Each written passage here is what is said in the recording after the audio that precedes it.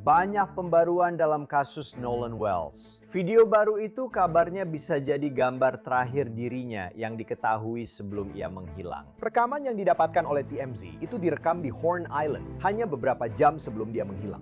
Kita akan membahas apa arti rekaman ini untuk penyelidikan.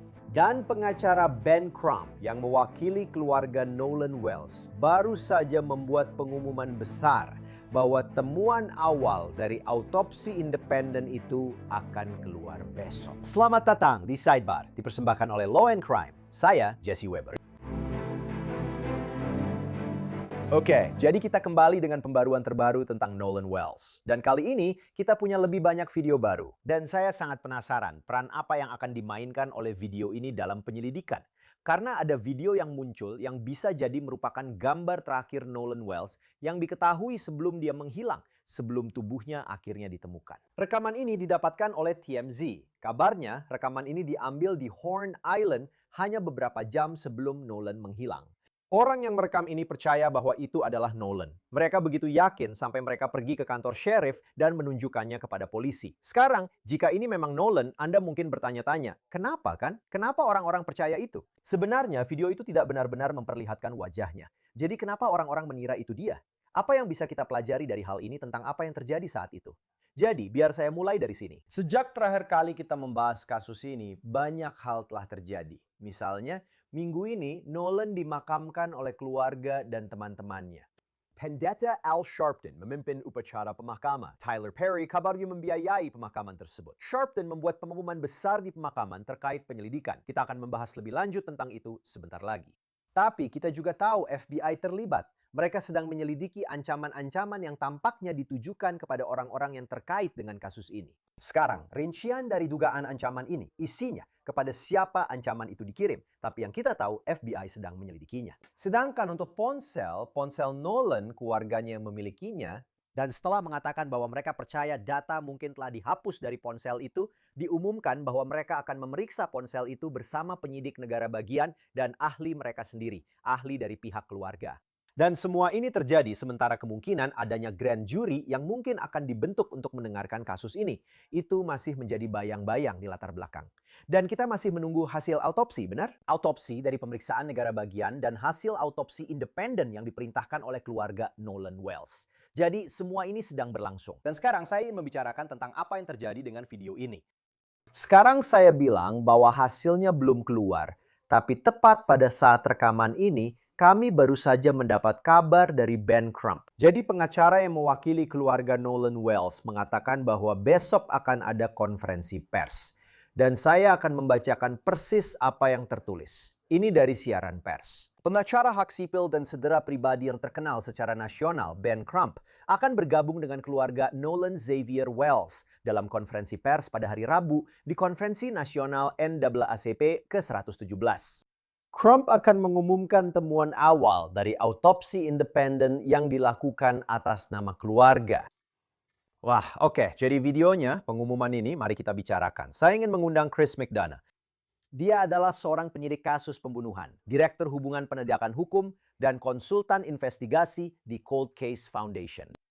Chris, selalu senang bertemu denganmu. Terima kasih sudah meluangkan waktu. Maksud saya, berita ini benar-benar baru muncul 5 menit sebelum kita siaran. Fakta bahwa mereka akan memiliki seperti yang mereka klaim di sini, jika ini benar, hasil dari pemeriksaan independen ini, mereka telah mengklaim bahwa jenazah Nolan sedang dikirim ke Washington DC.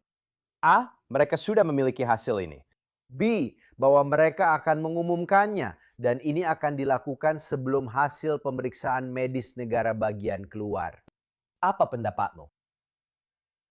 Pertama-tama Jesse, terima kasih banyak sudah mengundang saya ke acara Anda. Dan kemudian dengan keluarga tentu saja. Mereka ingin memastikan bahwa penyelidikan tersebut konsisten dengan apa yang akan ditemukan oleh penyelidikan negara bagian. Kantor pemeriksa medis negara bagian. Jadi itu mungkin akan menjadi salah satu hal pertama yang ingin dikatakan oleh ahli patologi independen, bukan? Apakah itu sesuai dengan laporan kantor pemeriksa medis negara bagian yang nantinya akan diberikan kepada publik? Dan jika ternyata tidak sesuai, tentu saja akan ada interpretasi lain dari informasi tersebut. Dan mereka akan memastikan bahwa otoritas negara bagian mengetahui hal itu. Dan kemudian mereka akan mengambil temuan tambahan itu dan membandingkannya dengan hasil penyelidikan. Maksud saya, itu akan menjadi langkah logis di sini kan? Dan tentu saja dari titik itu akan ada penentuan. Lalu, pengujian tambahan apa lagi yang seharusnya dilakukan? Bukti lain seperti apa yang seharusnya Anda tahu diperiksa. Dan jika memang ada kejanggalan dalam autopsi kedua, maka tentu saja mereka akan ingin Anda tahu memastikan semuanya diperiksa.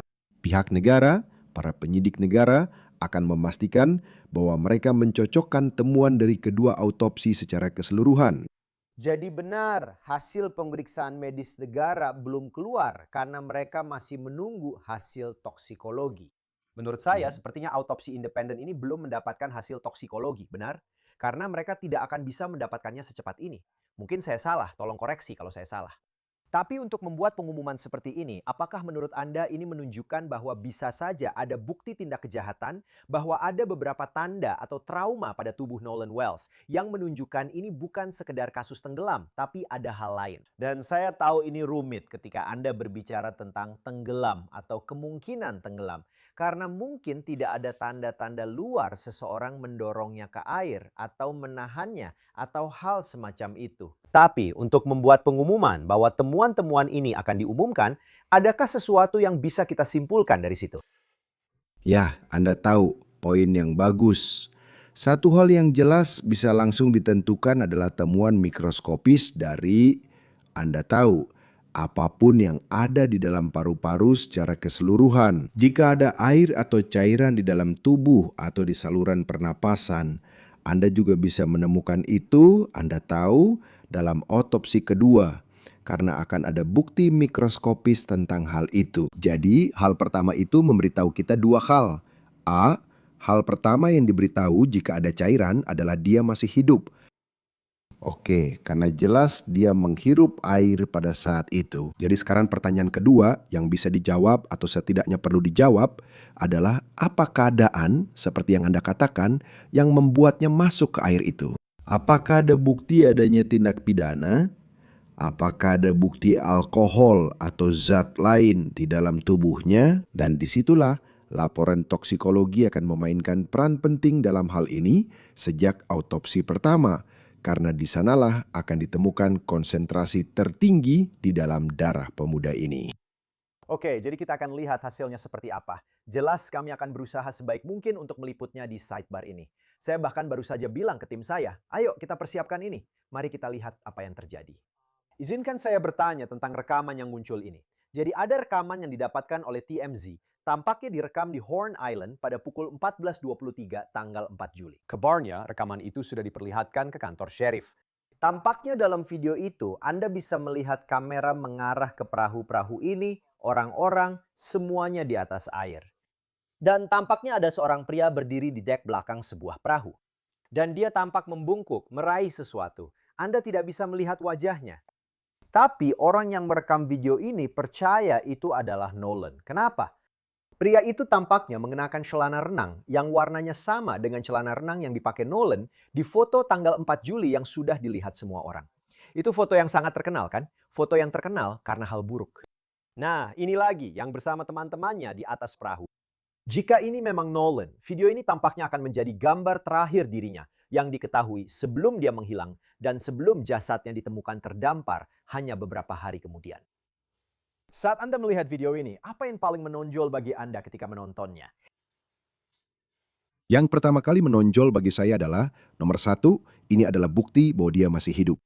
Dan jika memang itu dia, maka kita tahu bahwa dia masih hidup pada tanggal dan waktu tersebut berdasarkan metadata yang bisa diambil dari video itu. Hal kedua yang menarik perhatian saya adalah ada banyak kapal lain di sekitarnya pada saat itu. Jadi itu berarti Anda juga bisa mendapatkan data GPS yang berhubungan dengan orang-orang lain di sekitarnya dari kapal-kapal lain tersebut. Jadi sekarang itu menempatkannya di lokasi tertentu pada waktu tertentu. Dan itu juga memberitahu kita bahwa jika memang itu dia, apa yang dia ambil di bagian belakang kapal itu?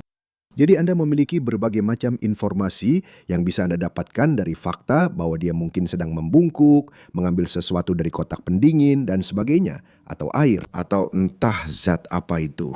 Tapi sekarang, sebuah penyelidikan bisa dilakukan. Seorang penyelidik bisa kembali dan berkata, "Oke, siapa pemilik perahu ini? Apa yang ada di dalam kotak pendingin itu?" Dan kemudian Anda benar-benar bisa melacak itu kembali ke mungkin Anda tahu aktivitas lain yang terjadi sebelumnya pada hari itu dan kemudian mengaitkannya dengan kemungkinan hasil toksikologi lain di kemudian hari. Jika memang itu adalah suatu zat, Anda tahu mungkin alkohol atau sesuatu dan kita belum tahu itu. Oke. Tapi hal-hal seperti itulah yang bisa Anda dapatkan darinya. Tapi yang lebih penting, Anda bisa mendapatkan metadata dari GPS semua kapal lain di sekitar sana. Lalu Anda bisa menghubungkannya dengan lokasi di mana tubuhnya ditemukan kemudian dan mencoba mengaitkan titik-titik itu. Bagaimana bisa berpindah dari titik A? Bagaimana dia bisa berpindah dari titik A ke titik Z dan mencoba menyusun teka-teki itu? Sekali lagi, video itu direkam pada pukul 14.23, benar? Ben Crumb telah mengatakan bahwa Nolan terakhir kali terlihat di pulau itu pada pukul 15.00. Saya belum melihat ada keterangan yang bertentangan tentang itu. Sepertinya pukul 15.00 adalah waktu yang kita dengar. Tapi sekali lagi, sesuatu bisa saja berubah. Dan kami percaya bahwa kapal itu berangkat sekitar pukul 16.31. Jadi ada jeda waktu sekitar 2 jam antara video ini dan saat kapal itu tampaknya pergi tanpa dia. Satu hal lagi, video ini tampaknya menunjukkan Nolan sedang berada di atas kapal. Apakah itu kapal yang sama dengan yang dinaiki teman-temannya? Kamu tahu, foto terkenal tanggal 4 Juli itu menunjukkan dia bersama teman-temannya di atas kapal. Rekaman ini sepertinya mungkin kapal yang berbeda, mungkin dengan orang lain. Pendapatmu? Ya, aku juga tidak tahu pasti, tapi aku hanya sedang berpikir saja. Tidak, itu poin yang bagus. Karena itu jelas salah satu hal yang ingin kamu cocokkan terkait dengan video ini. Kamu tahu, kamu bisa melihat struktur perahunya. Kamu bisa mengetahui pabrikan perahu itu dan semua hal lainnya. Dan hal lain yang akan ditunjukkan oleh ini, misalnya otopsi baru ini menemukan, kamu tahu, bukti trauma secara hipotetis, benar? Apakah ada luka defensif, luka di leher, luka dalam? Karena setiap kali seseorang masuk ke dalam air, kamu tahu selalu ada lecet dan gerakan atau cedera yang terjadi karena pergerakan dari potensi yang terkait dengan itu sendiri, oke? Jadi kamu juga bisa bilang, "Hey, tunggu sebentar. Di video ini kita tidak melihat bukti adanya, tanda kutip, cedera-cedera seperti ini." Oke? Jadi itu juga sesuatu yang perlu dipertimbangkan dengan cukup serius jika memang ini adalah alat bukti yang valid yang sekarang muncul.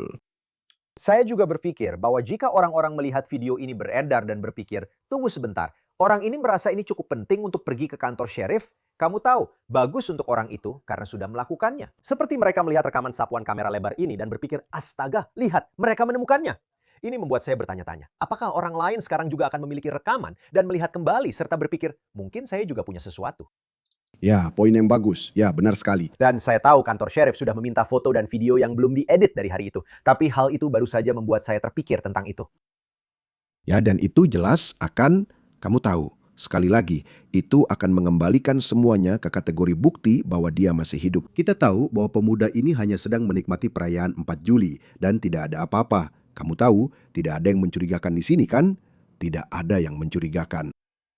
Jadi ini bisa kemana saja. Jika dinamika itu berubah, lalu apa yang berubah antara video itu dan tempat tubuhnya ditemukan? Dan ini akan mendorong para penyelidik untuk menelaah bukti semacam itu jauh lebih serius.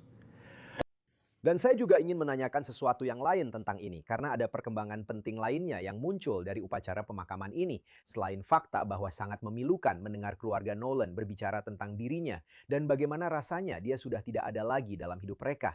Dan coba pikirkan, dia adalah seorang atlet, dia punya ambisi untuk masuk NFL, dia adalah panutan bagi saudara-saudaranya. Dia benar-benar pemuda yang luar biasa dan betapa besarnya tragedi ini. Namun, upacara pemakaman yang diadakan pada 20 Juli di gereja Center Point di Ocean Springs, Mississippi, dihadiri oleh ratusan orang. Al Sharpton membuat pengumuman besar bahwa dia dan aktor Tyler Perry Masing-masing memberikan $50.000 untuk informasi yang dapat mengarah pada kemungkinan vonis bersalah atau informasi tentang apa yang terjadi pada Nolan Wells. Jadi totalnya $100.000 untuk siapa saja yang memberikan informasi. Ini yang dia katakan saat pemakaman. Karena Mississippi begitu istimewa, saya tidak hanya mengatakan kami tidak menginginkan apa-apa. Saya ingin mengatakan di sini sekarang.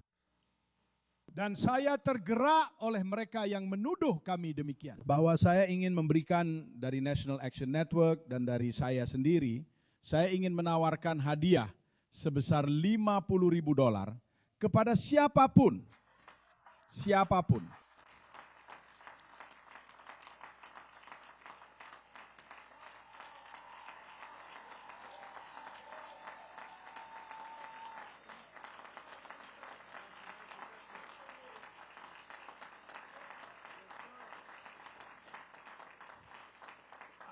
Saya ingin memberikan hadiah sebesar $50.000 untuk siapa saja yang dapat memberikan informasi yang akan mengarah pada penangkapan dan putusan bersalah dalam kasus apa yang telah terjadi.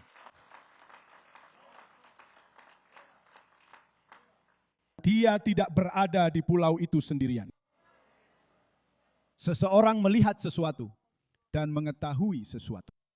Jadi saya tidak datang untuk mencari uang, saya datang untuk memberikan uang. Berdirilah dan katakan yang sebenarnya. Apapun itu, baik atau buruk, kita tidak akan menghakimi dulu, tapi kita tidak bisa mengakhirinya sampai kita tahu semua faktanya. Izinkan saya mengatakan kepada Christine dan Elmo, sebelum kita melakukan doa penyerahan dan mengantar keluarga keluar, saya baru saja menerima pesan teks. Christine dan Elmo, kalian tahu itu? Tyler Perry bilang dia akan membayar biaya pemakaman. Dia pasti sedang menonton karena dia bilang, saya akan menyamai jumlah Anda dan menambah $50.000 lagi. Jadi kami menyediakan $100.000 untuk siapa saja yang memberikan informasi. Kami hanya ingin kebenaran. Itu saja. Chris, hadiah $100.000 itu cukup besar. Bagaimana itu memengaruhi penyelidikan? Apakah itu membuat penyelidikan menjadi lebih rumit bagi para penyelidik? Sayangnya, Anda tahu, itu bisa menjadi keuntungan atau kerugian dalam kasus seperti ini. Karena jenis informasi yang ingin Anda dapatkan kemungkinan besar akan sangat terbatas. Terkait dengan jika ini Anda tahu ada unsur kejahatan dalam bentuk apapun. Orang-orang yang akan berbicara kemungkinan besar tidak akan termotivasi oleh dana hadiah. Namun, ada lapisan kedua dalam penyelidikan seperti ini, yaitu orang-orang yang Anda tahu sedang mempertimbangkan, seperti yang Anda katakan sebelumnya. Mereka punya video, Anda tahu, dan mereka belum mau menyerahkannya karena mereka belum yakin, atau dan sebagainya. Sebuah hadiah mungkin bisa memotivasi tipe orang seperti itu untuk angkat bicara dan berkata, "Hey, saya tidak tahu apakah ini ada hubungannya. Maaf saya menyimpan ini begitu lama, tapi ini dia." Jadi, dalam sisi positifnya, dana hadiah bisa sangat bermanfaat. Tapi mayoritas kasus yang pernah saya tangani, dana hadiah sejujurnya tidak benar-benar menghasilkan hasil yang memuaskan. Ya, dan selalu ada banyak sekali, selalu ada potensi misinformasi, informasi palsu dalam kasus-kasus yang menjadi sorotan. Selagi saya berbicara dengan Anda, bolehkah saya bertanya tentang ponsel Nolan? Saya rasa itu adalah bukti potensial yang menarik di sini, bahwa Nolan tidak membawa ponselnya. Ada banyak perdebatan tentang alasan di balik hal itu. Anda tahu, idenya kami mendengar kalau dia masuk ke air asin bukan hal yang aneh baginya untuk meninggalkan ponselnya seperti orang lain. Tapi di sisi lain, jika dia pergi sendirian untuk mungkin berbicara dengan seorang wanita muda, kenapa dia tidak membawa ponselnya? Kami tahu ponselnya kabarnya ada bersama teman-temannya. Lalu keluarganya mendapatkannya dan menemukan aplikasi Life 360. Ada tuduhan bahwa data telah dihapus dari ponsel itu. Dan sekarang akan ada pemeriksaan bersama terhadap ponsel itu menurut Ben Crump, baik oleh ahli keluarga maupun penyidik negara bagian. Apakah Anda punya kekhawatiran tentang hal itu? Ya, Anda tahu, ponsel itu adalah barang bukti yang sangat menarik yang ditinggalkan oleh pemuda ini. Anda tahu, karena Anda bisa berargumen seperti yang Anda katakan bahwa Anda sedang bersenang-senang di air. Jadi tentu saja Anda ingin meninggalkan perangkat itu, Anda tahu, jauh dari air dalam bentuk apapun. Tapi sekali lagi, di sini Anda melihat adanya perubahan perilaku. Anda punya seorang pemuda yang pergi, kemungkinan besar, dilaporkan bersama seorang wanita muda lalu tiba-tiba menghilang. Oke, dan kenapa dia meninggalkan ponselnya di kapal jika memang dia seharusnya pergi dengan kapal itu pada suatu saat? Dan kemudian diketahui bahwa dia tidak muncul dan dilaporkan hilang, tapi ponselnya ada di kapal itu. Para penyelidik akan bisa menentukan dengan cukup cepat bukan hanya koordinat GPS, tapi juga semua jejak data yang bisa mereka dapatkan dari ponsel itu. Tapi kemudian ketika Anda mengaitkannya dengan aspek perilaku dari kasus ini, karena inilah sisi lain dari kasus ini secara keseluruhan. Setiap kali Anda mendapatkan misteri seperti ini, terutama yang berkaitan dengan air, ini benar-benar berubah menjadi seperti apa pola keseharian anak ini. Bagaimana? Anda tahu pemuda ini bagaimana cara dia beraktivitas? Apakah dia sering berkumpul dengan semua temannya? Jawabannya adalah ya. Apakah dia tertarik pada perempuan? Syukurlah. Oke, dia sedang menjalani bagian hidupnya itu. Dia berprestasi dalam sepak bola di sekolah menengah dan lain-lain. Dan anak seperti ini biasanya kamu akan berpikir, kamu tahu, ini adalah korban dengan risiko sangat rendah. Ini adalah seorang pemuda, risikonya sangat rendah. Jadi kemudian kamu mulai melihat risiko yang mungkin berani diambil oleh tersangka atau seseorang yang ingin menyakitinya. Apakah dia datang ke pulau ini bersama wanita muda ini dan ada seseorang di sana yang tidak menyukainya? Mungkin karena faktor ras di sini. Oke? Dan mereka bertengkar, lalu dia jatuh ke air dan akhirnya tenggelam. Kamu tahu, mungkin dia tidak sadarkan diri. Dan disinilah otopsi kedua akan sangat penting untuk melihat apakah ada bukti fisik di tubuhnya, misalnya luka-luka tangkisan dan sebagainya, cedera kepala yang kita sebut hematoma subdural, kamu tahu pendarahan di dalam tubuh itu sendiri. Dan itu sendiri akan memberitahu kita apakah memang ada kemungkinan terjadi suatu bentuk perkelahian. Dan itu adalah jenis bukti yang ingin kamu cari. Bukti yang akan membawamu dari kemungkinan kecelakaan menuju sesuatu yang mungkin lebih mencurigakan secara sifatnya.